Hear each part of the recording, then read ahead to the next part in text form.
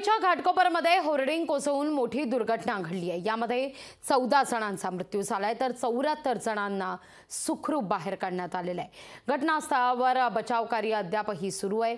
अनेक गाड्या होर्डिंग खाली अडकल्या गेल्यानं मोठ्या प्रमाणावर नुकसान आहे। या सगळ्या संदर्भात बचाव पथकातील निखिल मुधोळकरांसोबत चर्चा केली आहे आमचे प्रतिनिधी स्वप्नील जाधव यांनी।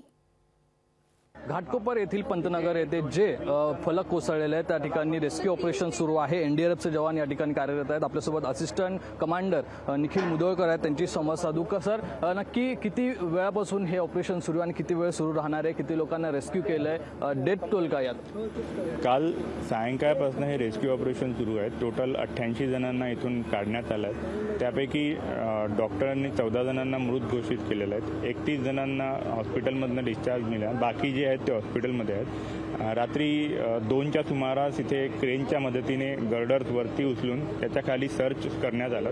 त्यामध्ये जे 4 चाकी वाहनं होतं त्याच्यामध्ये 8 ते 9 लोकांना आपण बाहेर काढलं आणि आता पुन्हा 2 गर्डर जे शिल्लक राहिले आहेत त्यांना लिफ्ट करण्याचं कार्य क्रेनच्या मदतीने सुरू आहे। त्यानंतर पुन्हा मग त्या खाली आपलं सर्चिंग करण्यात। एकूण 14 जणांचा मृत्यू झालेला आहे आणि यामध्ये खरं तर अद्यापही एनडीआरएफ कडून या ठिकाणी काम सुरू आहे, रेस्क्यू ऑपरेशन सुरू आहे। 2 गर्डर उचलल्यानंतर या ठिकाणी आतमध्ये काही नागरिक अडकलेत का याचा शोध घेण्यात येणार आणि यानंतरच हे सर्च ऑपरेशन ते थांबणार असल्याचं या ठिकाणी एनडीआरएफचे असिस्टंट कमांडर निखिल मुधोळकर यांनी सांगितलेलं आहे। कॅमेरा पर्सन हमीद मस्तानसह स्वप्नील जाधव, लोकशाही मराठी, मुंबई।